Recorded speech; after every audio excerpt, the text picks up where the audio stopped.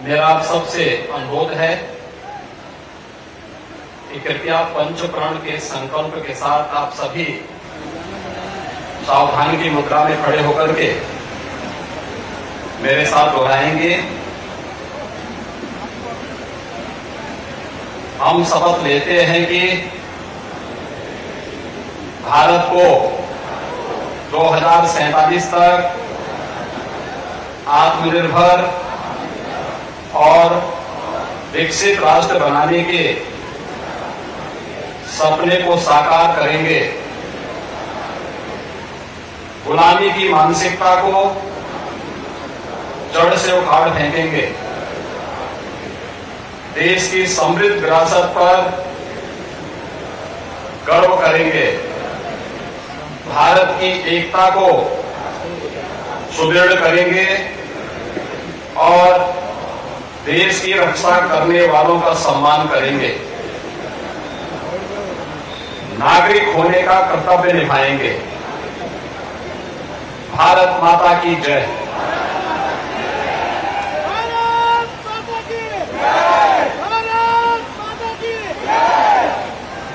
देश की स्वाधीनता के आज के इस समारोह में मंच पर उपस्थित माननीय सभापति विधान परिषद कुंवर मानवेंद्र प्रताप सिंह जी, प्रदेश सरकार में उप मुख्यमंत्री श्री ब्रजेश पाठक जी,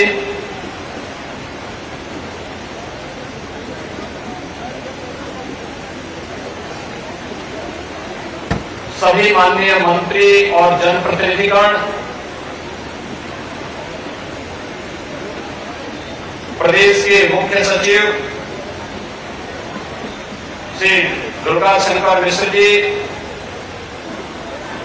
पुलिस महानिदेशक श्री विजय कुमार जी, सेना, अर्धसेना, प्रशासन और पुलिस के सभी वरिष्ठ अधिकारीगण,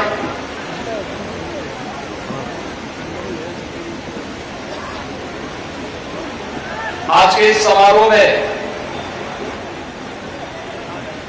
भारत माता के उन महान सपूतों के परिजन जिन्होंने अपने आप को देश की आजादी या स्वतंत्र भारत की सीमाओं की रक्षा करते हुए अपने आप को बलिदान किया, उन वीर परिवारों के सभी सम्मानित सदस्यगण, उपस्थित उत्तर प्रदेश के मेरे समस्त भाइयों और बहनों,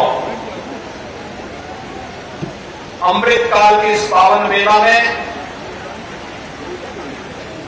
देश की आजादी के 77वें पावन जयंती के अवसर पर मैं पूरे प्रदेशवासियों को हृदय से बधाई देता हूं।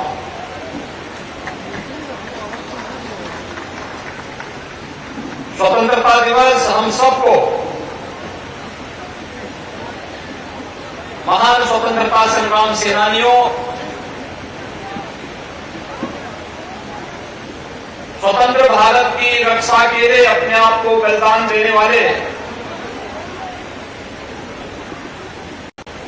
या देश की आंतरिक सुरक्षा को सुदृढ़ बनाने वाले या अपने कर्तव्यों के लिए बलिदान होने वाले भारत माता के उन सभी सपूतों के प्रति कृतज्ञता ज्ञापित करने का एक अवसर है। इस अवसर पर उन सभी अमर सपूतों को स्मरण करते हुए, उनका नमन करते हुए मैं प्रदेशवासियों की ओर से उन्हें विनम्र श्रद्धांजलि अर्पित करता हूं। आज पूरा देश अपनी आजादी की 77वीं वर्षगांठ मना रहा है। यह आजादी के अमृत काल का प्रथम आयोजन है। हम सब जानते हैं 12 मार्च 2021 से प्रधानमंत्री मोदी जी ने आजादी के अमृत महोत्सव का शुभारंभ गुजरात के साबरमती के तट पर एक नए संकल्प, एक नए उत्साह और उमंग के साथ इस आयोजन को करने का आह्वान किया था। 75 सप्ताहों के साथ अनेक कार्यक्रमों के साथ जुड़ता हुआ यह आयोजन जहां अमृत महोत्सव के समारोह की ओर है, वहीं आगामी 25 वर्ष की अमृत काल की एक नई कार्य योजना के साथ भी हम सबका आह्वान कर रहा है। 25 वर्ष के बाद जब हमारा देश अपनी आजादी का शताब्दी महोत्सव मना रहा होगा, तब हमें कैसा भारत चाहिए? उस भारत के सपने को साकार करने के लिए एक नए संकल्प के साथ जुड़ने के लिए आज हम सब इस पावन आयोजन के साथ जुड़े हुए हैं। आपने देखा होगा अभी यहां पर कुछ देर पूर्व एक भारत श्रेष्ठ भारत का एक सांस्कृतिक कार्यक्रम उत्तर प्रदेश संस्कृति विभाग ने यहां पर आयोजित किया। उत्तर प्रदेश के अलग अलग भागों से आए हुए कलाकारों के साथ ही देश के भी अलग अलग क्षेत्रों से आए हुए कलाकारों ने, सिक्किम से भी आए थे और गुजरात से भी आए थे। इन कलाकारों ने एक भारत श्रेष्ठ भारत के प्रधानमंत्री जी के संकल्प के साथ जुड़ते हुए एक दो कुछ झांकी हम सबके सामने प्रस्तुत की, उसे वास्तविक व्यवहारिक धरातल पर उतारने के इस कार्यक्रम के साथ हम सबको जुड़ना होगा। इसके लिए पंचप्रण का यह संकल्प, इस पंचप्रण के संकल्प के साथ भारत माता के महान सपूतों ने अपने आप को बलिदान किया था। उन वीर परिवारों को भी आपने देखा होगा मंच पे सम्मानित किया गया। देश के अंदर अलग अलग युद्धों में देश की सुरक्षा के लिए अपना बलिदान करने वाले उन परिवार के या उन जवानों को सम्मान अभी यहां पर किया गया। और ये सम्मान आज पूरे देश के अंदर हर एक समारोह में हो रहे हैं। उत्तर प्रदेश के सभी 75 जनपदों में, सभी 58,000 ग्राम पंचायतों में, सभी 762 नगर निकायों में यह आयोजन उसी रूप में संपन्न हो रहे हैं कि हर व्यक्ति के मन में इस बात की अनुभूति होनी चाहिए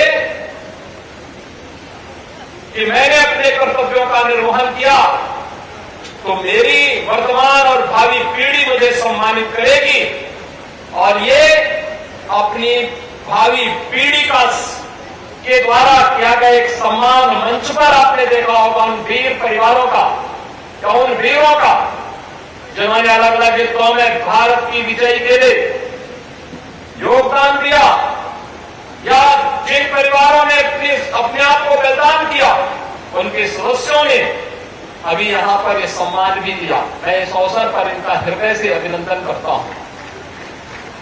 भाइयों बहनों, आज हम सब एक नए भारत का दर्शन कर रहे हैं।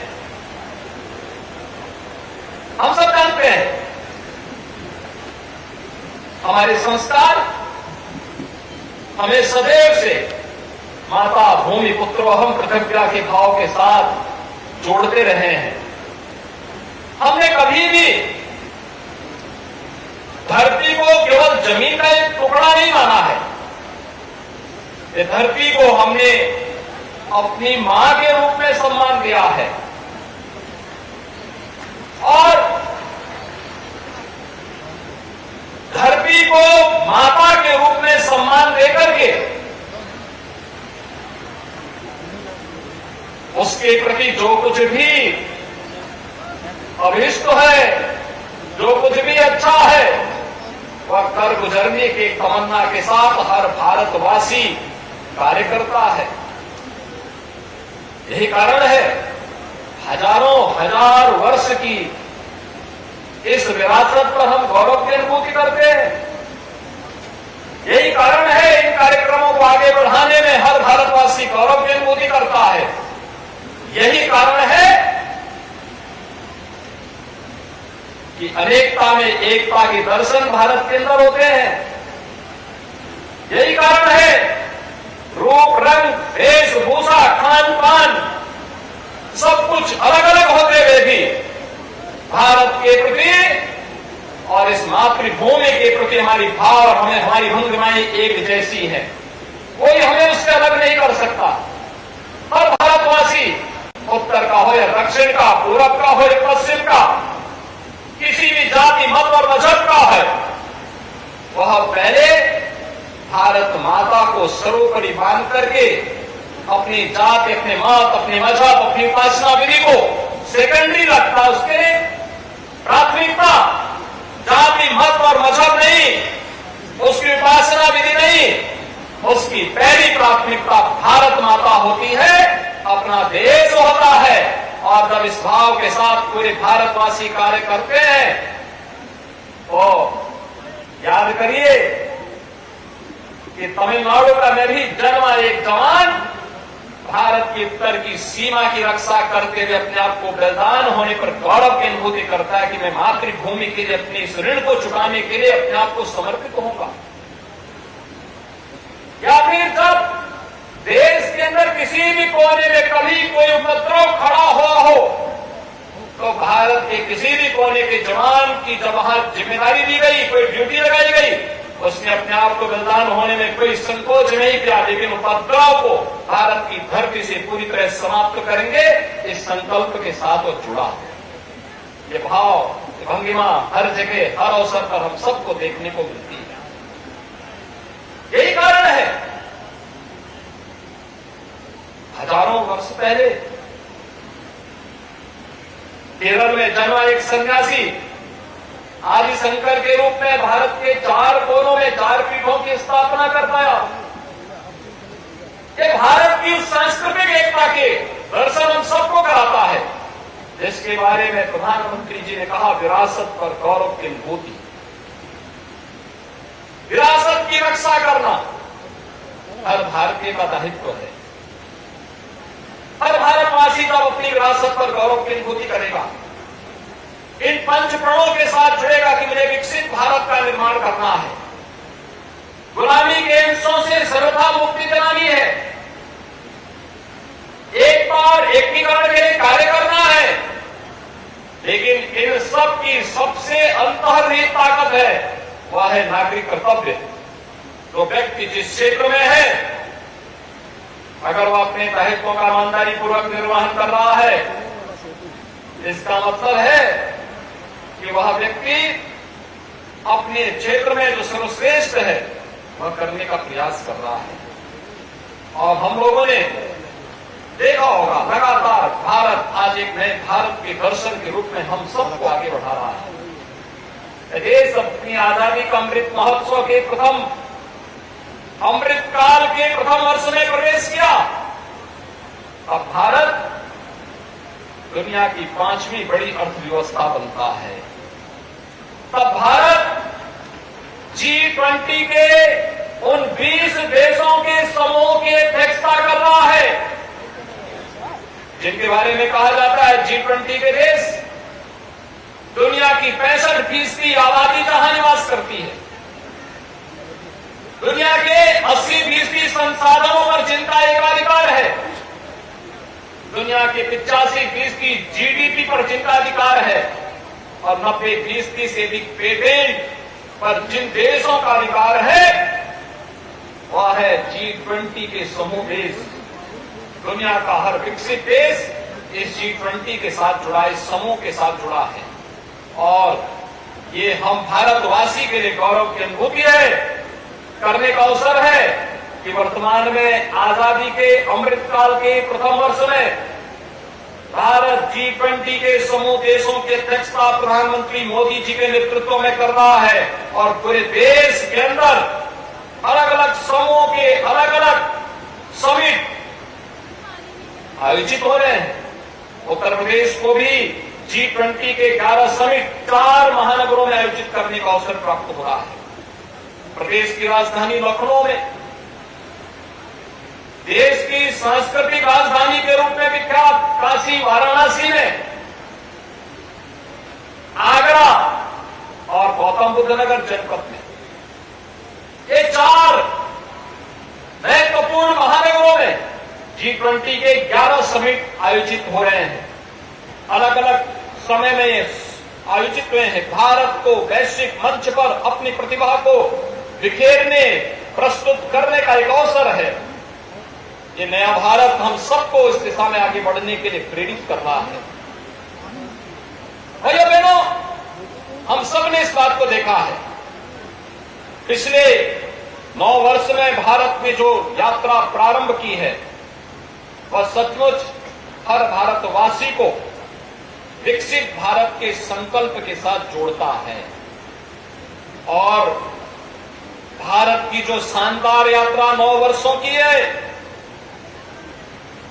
चाहे वह इंफ्रास्ट्रक्चर के क्षेत्र में हो, आंतरिक और बाह्य सुरक्षा के मोर्चे पर हो, विरासत पर गौरव की अनुभूति करने वाला क्षेत्र हो या देश के अंदर गरीब कल्याणकारी कार्यक्रमों को आगे बढ़ाने का कार्य हो, अलग अलग क्षेत्र में जो भूतपूर्व प्रगति भारत ने की है, इस प्रगति को वास्तव में एक विकसित भारत के अनुरूप प्रगति के रूप में आगे बढ़ाने के लिए जिस राज्य की सर्वाधिक भूमिका हो सकती है, हमें गौरव की अनुभूति करनी चाहिए। उस राज्य उत्तर प्रदेश के हम सब वासी हैं और हम भी भारत को दुनिया की एक महाशक्ति के रूप में स्थापित करने के लिए अपने स्तर पर प्रयास कर पा रहे हैं। पिछले 6 वर्ष के अंदर उत्तर प्रदेश ने प्रधानमंत्री मोदी जी के नेतृत्व में जिस यात्रा को प्रारंभ किया है वह पूरे प्रदेशवासियों के सामने है। हर प्रदेशवासी आज इस बात को जानता है। आज हमारे सामने पहचान का संकट नहीं है, पहचान का संकट हमारे सामने नहीं है। आज उत्तर प्रदेश का नागरिक जहां कहीं जाएगा, देश की भावनाओं के अनुरूप जो पहचान उत्तर प्रदेश के नागरिकों की होनी चाहिए थी, उत्तर प्रदेश वासियों की होनी चाहिए थी, उस पहचान के लिए जिसके लिए मोहताज होना पड़ा था, आज उससे उभर करके हम लोग भी कह सकते हैं कि हम भारत के नागरिक हैं और हम उत्तर प्रदेश के वासी हैं। भारत की आत्मा जिस प्रदेश में बसती है उस उत्तर प्रदेश के वासी हैं।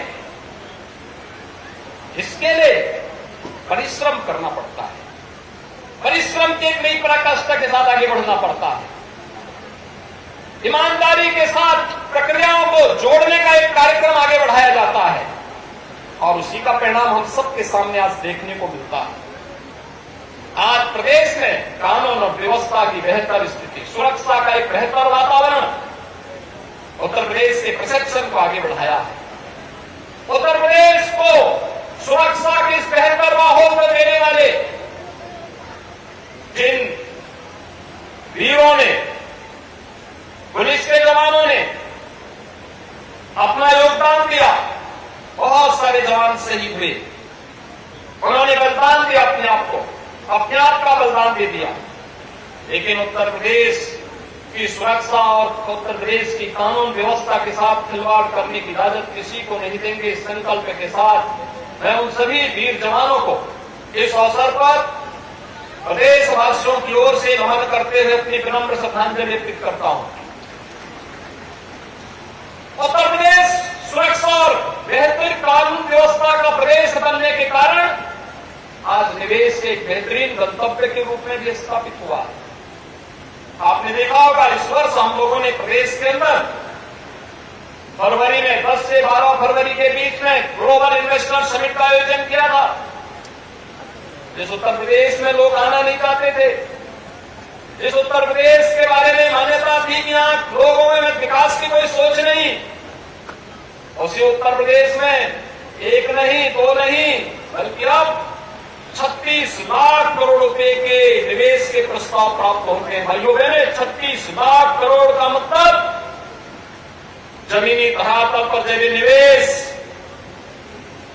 नीचे उतरेगा 1 करोड़ नौजवानों को नौकरी की गारंटी देगा, 1 करोड़ नौजवानों के लिए नौकरी और रोजगार की गारंटी देने वाला होगा। इसके लिए उत्तर प्रदेश सरकार ने तमाम कार्यक्रम आगे बढ़ाए। उत्तर प्रदेश का नौजवान तकनीकी दृष्टि से सक्षम हो सके, 2 करोड़ नौजवानों को टैबलेट और स्मार्टफोन वितरण की कार्रवाई युद्ध स्तर पर चल रही है। उनके प्रशिक्षण का कार्यक्रम चल रहा है। उनके स्किल डेवलपमेंट के लिए निरंतर प्रयास चल रहे हैं। अलग अलग स्तर पर स्किल डेवलपमेंट के साथ जोड़ने और रोजगार के अवसर को सृजित करने के विभिन्न प्रकार के कार्यक्रम किए जा रहे हैं। भर्ती की प्रक्रिया को ईमानदारी और पारदर्शिता के साथ शिष्टापूर्ण तरीके से लागू करके उत्तर प्रदेश के नौजवानों के अनेक अवसर उपलब्ध करवाए जा रहे हैं। आज उत्तर प्रदेश की भर्ती की प्रक्रिया पर कोई प्रश्न नहीं खड़ा कर सकता।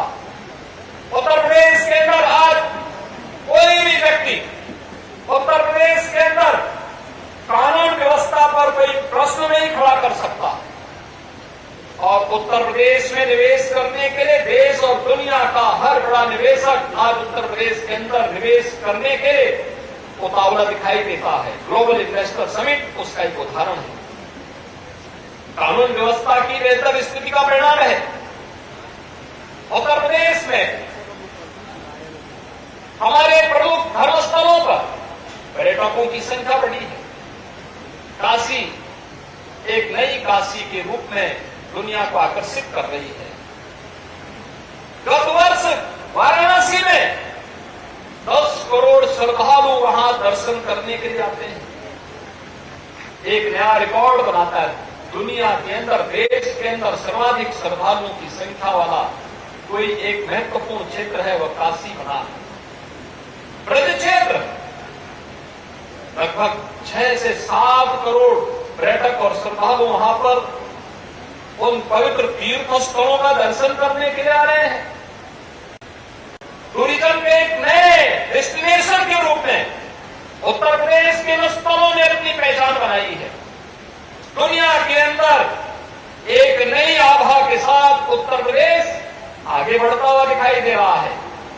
आज उत्तर प्रदेश के अंदर पर्यटन के अलग अलग क्षेत्रों में जो कार्य हुआ है वह सभी को अपनी ओर आकर्षित करता है।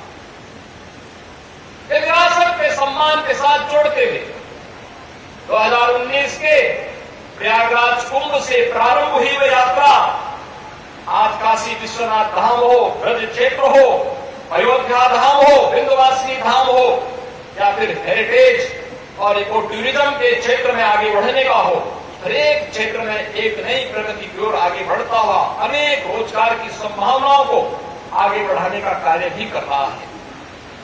उत्तर प्रदेश इंफ्रास्ट्रक्चर के रूप में आज इंफ्रास्ट्रक्चर स्टेट के रूप में जाना जा रहा है। 5 एक्सप्रेसवे के साथ वर्तमान में 13 एक्सप्रेसवे के निर्माण के साथ तेजी के साथ उत्तर प्रदेश आगे बढ़ रहा है। उत्तर प्रदेश के अंदर बेहतरीन इंफ्रास्ट्रक्चर उसको एक नई गति दे रहा है। Uttar Pradesh inter state connectivity को बेहतर करने में सफल हुआ है। एयर कनेक्टिविटी को बेहतर कर रहा है। एक हवाई चप्पल पहनने वाला भी हवाई जहाज की यात्रा कर सकता है। प्रधानमंत्री जी के संकल्प को आगे बढ़ाने में उत्तर प्रदेश राज्य ने अपनी बड़ी महती भूमिका का निर्वहन किया है। आज परिणाम हमारे सामने है। 2017 तक जिस प्रदेश में 2 एयरपोर्ट क्रियाशील थे, आज उसी प्रदेश में 9 एयरपोर्ट क्रियाशील हैं और इस वर्ष के अंत तक 5 इंटरनेशनल एयरपोर्ट का देश के अग्रणी राज्यों में उत्तर प्रदेश होगा। अयोध्या धाम में इंटरनेशनल एयरपोर्ट और गौतम बुद्ध नगर के जेवर में भी एशिया का सबसे बड़ा एयरपोर्ट का निर्माण वर्तमान में उत्तर प्रदेश के अंदर चल रहा है। 12 नए डोमेस्टिक एयरपोर्ट के साथ उत्तर प्रदेश कार्य कर रहा है। उत्तर प्रदेश के बारे में कहा जाता था कि लैंड लॉक्ड स्टेट है, जलमार्ग यहां पे कोई कार्य नहीं कर पाएगा, लेकिन भारत सरकार के साथ मिलकर के लैंड वाटरवे, देश का नंबर 1 वाटरवे वाराणसी हल्दिया के बीच में प्रारंभ हो चुका है। और उत्तर प्रदेश सरकार ने वाटरवे की संभावनाओं को आगे बढ़ाते हुए प्रदेश के अंदर इनलैंड वाटरवे अथॉरिटी के गठन की प्रक्रिया को आगे बढ़ाया है। हम हर उस नदी के अंदर जहां पर चाहे उसे नदियों को चैनलाइज करना हो या ड्रेजिंग के माध्यम से जल मार्गों की सुविधा को विकसित करना हो, हम इस पर पूरी तत्परता के साथ कार्य करते हुए भारत सरकार के साथ कदम से कदम मिलाकर के इस कार्यक्रम को आगे बढ़ाने का कार्य करेंगे। भाइयों बहनों, उत्तर प्रदेश अपनी कृषि बाहुल्यता के लिए जाना जाता है। उत्तर प्रदेश के अंदर सर्वाधिक रोजगार देने वाला सेक्टर था, नंबर 1 पर कृषि था, लेकिन उपेक्षा के कारण धीरे धीरे करके अपनी पटरी से उतर चुका था। लोग पलायन कर रहे थे। पिछले 9 वर्ष के अंदर सॉयल हेल्थ कार्ड की व्यवस्था रही हो, प्रधानमंत्री फसल बीमा योजना, प्रधानमंत्री कृषि सिंचाई योजना, इन सभी योजनाओं को लागू करने का कार्य रहा हो, या 2017 के बाद सरकार गठन होने के बाद प्रदेश सरकार के द्वारा अन्नदाता किसानों के लिए प्रोक्योरमेंट की नीति को लागू करने, एमएसपी का लागत का 1.5 गुना दाम अपने अन्नदाता किसानों को देने का कार्य रहा हो, या फिर फसलों के विविधीकरण के कार्यक्रम को आगे बढ़ाने का कार्य, प्रधानमंत्री किसान सम्मान निधि में अकेले उत्तर प्रदेश के अंदर 2,61,00,000 अन्नदाता किसान इस सुविधा का लाभ प्राप्त कर रहे हैं। और गत 3 वर्ष के दौरान उत्तर प्रदेश के 2,61,00,000 किसानों के खाते में 59,000 करोड़ रुपए से अधिक की राशि डीबीटी के माध्यम से प्रधानमंत्री मोदी जी के द्वारा उपलब्ध करवाया गया। उत्तर प्रदेश अपने अन्नदाता किसानों की समृद्धि के लिए, उनकी खुशहाली के लिए कार्य कर रहा है।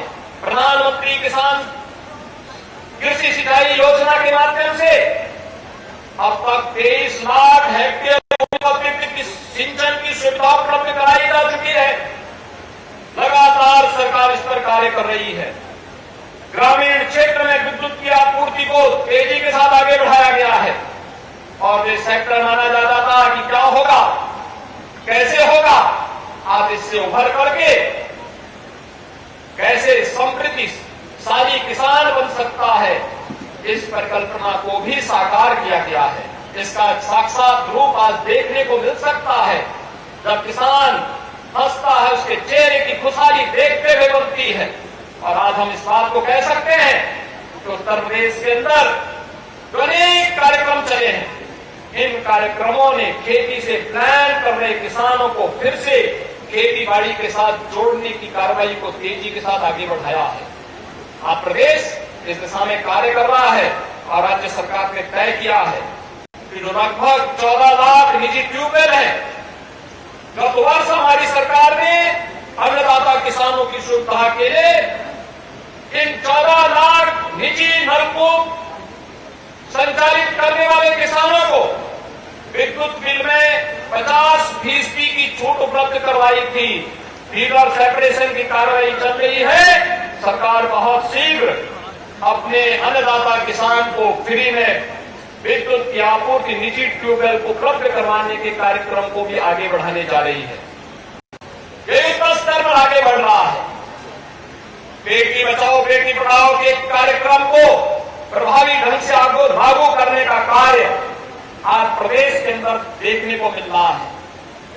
चाहे वह बेसिक एजुकेशन में हर विद्यार्थी को 1,91,00,000 बच्चों को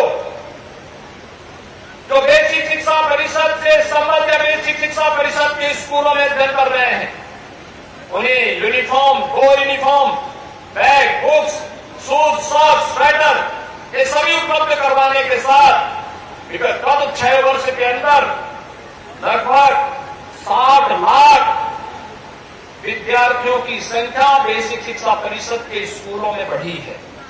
आज वहां पे ऑपरेशन कायाकल्प का कार्य हो या स्मार्ट क्लास, टॉयलेट और पेयजल की विशुद्ध यानी शुद्ध उपलब्धता, ये सभी कार्यक्रम युद्ध स्तर पर आगे बढ़ रहे हैं। और श्रमिकों के बच्चों के लिए भी अटल आवासीय विद्यालय इसी सत्र में प्रारंभ होने जा रहे हैं। एक श्रमिक का बेटा भी अत्याधुनिक शिक्षा अर्जित करेगा। यह कल्पना नहीं बल्कि साकार होने जा रहा है। 18 अटल आवासीय विद्यालय रजिस्टर्ड श्रमिकों के बच्चों के लिए। और कोविड कालखंड में जिन बच्चों ने अपने अभिभावकों को खोया है, माता पिता को खोया है, मुख्यमंत्री बाल सेवा योजना के साथ जुड़े हुए बच्चों को भी हम लोग इन विद्यालयों में प्रवेश के साथ जोड़ने जा रहे हैं। लगातार इस प्रक्रिया को आगे बढ़ाने का कार्य माध्यमिक शिक्षा के क्षेत्र हो या उच्च शिक्षा का क्षेत्र, तकनीकी हो या व्यावसायिक शिक्षा, राष्ट्रीय शिक्षा नीति ने एक नई संभावनाओं को जन्म दिया है। और ये अवसर है जब भारत एक बार फिर से दुनिया के अंदर एजुकेशन हब के रूप में अपने आप को स्थापित कर सकता है। ये सभी भारत की सभी हो शिक्षा के क्षेत्र में इस पर कार्य करने के लिए निरंतर नए प्रयास को आगे बढ़ाने की आवश्यकता है। इसमें तकनीक का उपयोग भी किए जाने की आवश्यकता है। स्वास्थ्य के क्षेत्र में इनसे प्रैक्टिस से त्रस्त होता था यह प्रदेश इस कालखंड में। ये सीजन था, जुलाई से लेकर के नवंबर तक हजारों बच्चे इनसे प्रैक्टिस से कालकल्पित होते थे, इसकी चपेट में आते थे, असमय कालकल्पित होते थे। और मुझे बताते हुए प्रसन्नता है गत 6 वर्ष के अंदर हुए प्रयासों का परिणाम, इनसे प्रैक्टिस से हजारों बच्चे जो कालकल्पित होते थे आज उनको बचाने में सफलता प्राप्त हुई। 98% बीमारी को पूरी तरह नियंत्रित करने और मौत के आंकड़ों को कंट्रोल करने में उत्तर प्रदेश ने सफलता प्राप्त की है। हेल्थ इंफ्रास्ट्रक्चर तेजी के साथ आगे बढ़ा है। 1 डिस्ट्रिक्ट 1 मेडिकल कॉलेज की परिकल्पना साकार हुई है। और तेजी के साथ इस क्षेत्र में जहां कार्य हुआ है वहीं हेल्थ एंड वेलनेस सेंटर के माध्यम से भी हेल्थ टूरिज्म को आगे बढ़ाने के लिए प्रदेश सरकार पूरी प्रतिबद्धता के साथ कार्य करते हुए लगातार प्रदेश के अंदर आयुष्मान भारत की योजना हो या मुख्यमंत्री जन आरोग्य योजना 10 करोड़ परिवारों को 10 करोड़ लोगों को 5 लाख रुपए की स्वास्थ्य बीमा का कवर भी उपलब्ध करवाने का कार्य कर रही है। बेटी बचाओ बेटी पढ़ाओ में 15 लाख बालिकाओं को मुख्यमंत्री कन्या सुमंगला योजना के साथ जोड़ने और 2 करोड़ बेटियों की शादी मुख्यमंत्री सामूहिक विवाह योजना के माध्यम से भी करने में सफलता प्राप्त हुई है। भाइयों बहनों, हमें नए भारत के साथ जुड़ना है। प्रधानमंत्री मोदी जी ने 2027 तक भारत को दुनिया की तीसरी बड़ी अर्थव्यवस्था के रूप में स्थापित करने का एक संकल्प देशवासियों को दिया है। स्वाभाविक रूप से देश की आबादी का लगभग 5वां भाग उत्तर प्रदेश के अंदर निवास करता है। इतनी बड़ी आबादी जिस प्रदेश में निवास करती हो उस प्रदेश का भी तो कोई दायित्व होगा। उत्तर प्रदेश कृषि के क्षेत्र में इस दायित्व को बखूबी अपने अन्नदाता किसानों के माध्यम से कार्य कर रहा है। उत्तर प्रदेश ने कृषि योग्य कुल भूमि का देश का 11% भाग उत्तर प्रदेश के पास है, लेकिन हमारे अन्नदाता किसानों के परिश्रम के फलस्वरूप उत्तर प्रदेश देश के अंदर खाद्यान्न आपूर्ति का 20% उत्पादन करने में सफल हुआ है। इसको और बढ़ाने की संभावना उत्तर प्रदेश के पास मौजूद है, जिस पर निरंतर कार्य हो रहा है। उत्तर प्रदेश अगर भारत दुनिया के अंदर सबसे युवा राष्ट्र है तो भारत के अंदर उत्तर प्रदेश देश का सबसे युवा प्रदेश भी है। 50% जनसंख्या हमारे पास ऐसी है जो कामकाजी है। इसके परिश्रम और पुरुषार्थ पर हम सबको गौरव की अनुभूति करनी होगी। इसे आगे बढ़ाना पड़ेगा, उस प्रकार का अवसर से देना होगा। और इस दृष्टि उत्तर प्रदेश ने भी तय किया है कि आगामी 5 वर्ष के लिए हम भी अपनी इस व्यापक कार्य योजना को लेकर के चलेंगे। अगर भारत को $5 ट्रिलियन की इकोनॉमी के रूप में स्थापित करना है तो उत्तर प्रदेश को $1 ट्रिलियन की इकोनॉमी के रूप में अपने आप को स्थापित करना होगा। और भाइयों बहनों, इसके लिए एक संकल्प, जो संकल्प विगत 6 वर्ष के अंदर देखने को मिला। इन 6 वर्षों में हमने उत्तर प्रदेश की जीडीपी को लगभग दोगुना करने में सफलता प्राप्त की, प्रति व्यक्ति आय को लगभग दोगुना करने में सफलता प्राप्त की। लोग एक प्रश्न करते हैं, क्या ये संभव होगा? मैंने कहा हाँ, संभव होगा। हमने 5 वर्ष में दोगुना किया, और दोगुना तब किया जब कोरोना जैसी महामारी हमारे सामने चुनौती दे रही थी, लगातार अर्थव्यवस्था को नुकसान पहुंचा रही थी, तब हमने दोगुने करने में सफलता प्राप्त कर ली है। तो अगला 5 वर्ष तो हमारे लिए है। इन 5 वर्षों में उत्तर प्रदेश की अर्थव्यवस्था को 4 गुना हम कर पाएंगे, इसमें कोई संदेह किसी को नहीं होना चाहिए, और हम इस लक्ष्य को अवश्य प्राप्त करेंगे। आज उस संकल्पों के साथ हम सबको जुड़ने का एक अवसर आजादी के अमृत काल का यह प्रथम समारोह हमें उपलब्ध करा रहा है, और इसका रास्ता जाता है पंचप्रण से। पंचप्रण का वह संकल्प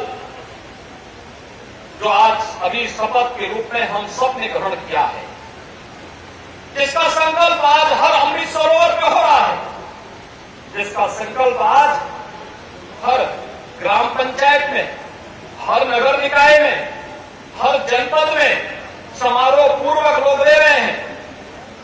कोई सोचता था कोरोना जैसी महामारी के दौरान इतनी बड़ी आबादी का राज्य उभर पाएगा? लेकिन कोरोना अंततः हमारे संकल्प के सामने पराजित हुआ। आपने देखा होगा, दुनिया के बहुत सारे क्षेत्र अभी भी कोरोना से आहत हैं, उभर नहीं पा रहे हैं, लेकिन हम तो शानदार यात्रा के साथ फिर से उठ खड़े हुए हैं, फिर से आगे बढ़ रहे हैं। पता ही नहीं लगता कोरोना कहीं है भी। कारण है संकल्प शक्ति जब अपने स्वार्थ से ऊपर उठ करके आगे बढ़ती है तो उसका वास्तविक रूप परिणाम के रूप में देखने को मिलता है। हम सबको भी आज एक बार फिर से इन संकल्पों के साथ जुड़ते हुए कार्य करना होगा। और इस अवसर पर मैं आप सभी का आह्वान करूंगा कि आने वाला 25 वर्ष का एक कालखंड हम सबको एक नई ऊर्जा और उत्साह के साथ जुड़ने का आह्वान कर रहा है। एक नए भारत के दर्शन के लिए, नए भारत और एक विकसित भारत के का मार्ग देश की सबसे बड़ी आबादी के राज्य उत्तर प्रदेश से होकर के जाता है। हम सब इसके साथ जुड़े, तो पंचप्रण ले हैं विकसित भारत। विकसित भारत हम सबका संकल्प होना चाहिए।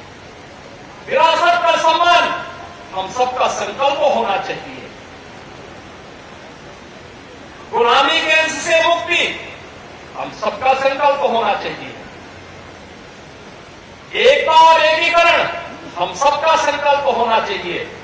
और इन सब की अंतर्निहित आत्मा है, वह है हर नागरिक का अपना कर्तव्य। हर नागरिक अपने कर्तव्य का निर्वहन करते हुए ईमानदारी के साथ आगे बढ़ेगा। कोई कारण नहीं 2027 में उत्तर प्रदेश $1 ट्रिलियन की इकोनॉमी करेगा और भारत $5 ट्रिलियन की इकोनॉमी बनकर के दुनिया की तीसरी बड़ी अर्थव्यवस्था के रूप में स्थापित न हो जाए। और भाइयों बहनों, इसी के लिए कार्यक्रम चल रहे हैं। हर घर तिरंगा का एक कार्यक्रम आज उत्तर प्रदेश के अंदर करोड़ों घरों पर तिरंगा अपनी आन बान और शान के साथ लहराता हुआ दिखाई दे रहा है। भारत के गौरव का प्रतीक है तिरंगा। देश के वीर शहीदों को के साथ कृतज्ञता ज्ञापित करने का एक अवसर हम सबको प्रदान कर रहा है। हमें नए संकल्पों के साथ आगे बढ़ते हुए एक नए भारत के निर्माण के लिए प्रधानमंत्री मोदी जी के संकल्पों के साथ जुड़ने का एक आह्वान कर रहा है। आजादी के अमृत काल का एक प्रथम वर्ष हम सबको आगामी 25 वर्ष की इस कार्य योजना के साथ जोड़ता है। जब 2047 में भारत अपनी आजादी का शताब्दी महोत्सव मना रहा होगा, तब हम में से हर व्यक्ति गौरव की अनुभूति कर पाए। और गौरव की अनुभूति इस बात को लेकर कर पाए कि जब देश आजादी का अमृत महोत्सव मना रहा था, तब उस समारोह के साथ हम भी किसी न किसी रूप में जुड़े हुए थे। और हम उस समय की पीढ़ी को बोल सकेंगे कि संकल्प हमारा था, इस संकल्प की कार्य योजना हम लोगों ने मिलकर के बनाई थी, और ये संकल्प आप साकार होते हुए देख रहे हैं। अब आगामी 100 वर्ष की कार्य योजना उस समय की पीढ़ी बनाए और दुनिया की सबसे बड़ी ताकत के रूप में भारत को स्थापित करने के संकल्प के साथ जुड़ेगा। तो भाइयों बहनों, कोई कारण नहीं, हजारों वर्षों की भारत की यात्रा आगामी 1000 वर्ष की कार्य योजना के साथ आगे बढ़ पाएगी, इसमें कोई संदेह नहीं होना चाहिए।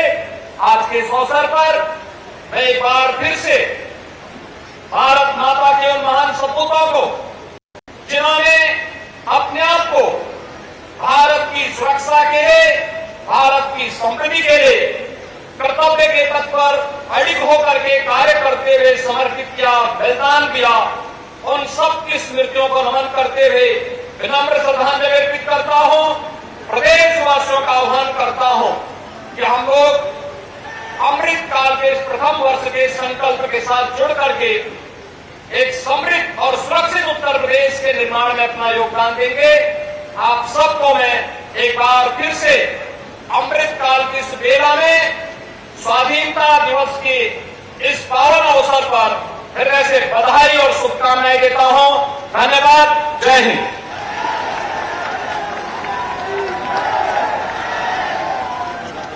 भाइयों बहनों, इस अवसर पर मुझे उत्तर प्रदेश के वीर जवानों के बारे में एक घोषणा करते हुए प्रसन्नता हो रही है। उत्तर प्रदेश पुलिस के लिए मुख्यमंत्री उत्कृष्ट सेवा पदक घोषित होते हैं। इस वर्ष 5 ऐसे पुलिस कार्मिकों को इस सम्मान के साथ जोड़ा जा रहा है। इसमें श्री शैलेश पांडे, वरिष्ठ पुलिस अधीक्षक मथुरा, श्री विशाल विक्रम सिंह, अपर पुलिस अधीक्षक एसटीएफ लखनऊ, श्री विशाल सांगरी, निरीक्षक अभिसूचना मुख्यालय लखनऊ, श्री मनोज कुमार, ये एसटीएफ लखनऊ, सुश्री शैलेश कुंतल, आरक्षी कमिश्नरेट गौतम बुद्ध नगर। इन सभी पुलिस जवानों को और उत्तर प्रदेश पुलिस के सभी जवानों को मैं इस अवसर पर हृदय से बधाई देता हूं। धन्यवाद।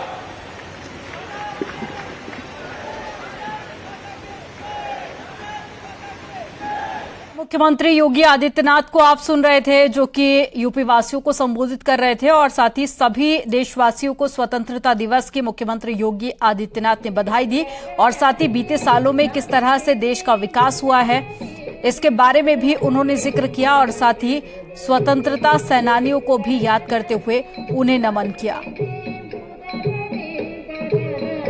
तो भारत इनोवेशन का हब बनेगा, आगे की क्या रणनीति रहेगी इसके बारे में भी सीएम ने विस्तार से बताया और महिलाओं के लिए, बेटियों के लिए क्या योजनाएं उत्तर प्रदेश में सरकार चला रही है उसके बारे में भी कहा। और देश की बड़ी आबादी उत्तर प्रदेश में रहती है और ऐसे में यूपी का दायित्व और ज्यादा बढ़ जाता है। यूपी किस तरह से देश के विकास में अपनी भागीदारी निभा रहा है इसके बारे में भी